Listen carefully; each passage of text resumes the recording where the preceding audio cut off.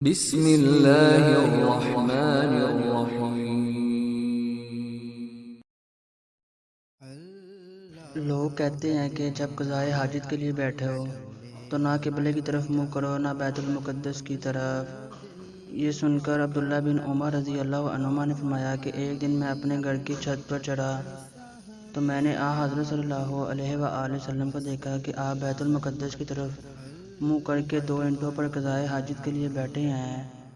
پھر عبداللہ بن عمر رضی اللہ عنہما نے موسیٰ سے کہا کہ شاید تم ان لوگوں میں سے ہو جو اپنے چوتروں کے بل نماز پڑھتے ہیں۔ تب میں نے کہا خدا کی قسم میں نہیں جانتا کہ آپ کا مطلب کیا ہے۔ امام مالک رحمہ اللہ نے کہا کہ عبداللہ بن عمر رضی اللہ عنہما نے اس سے وہ شخص مراد لیا جو نماز میں زمین سے اونچا نہ رہے، سجدہ میں زمین سے چمٹ جائے۔ صحیح بخاری حدیث نمبر 145۔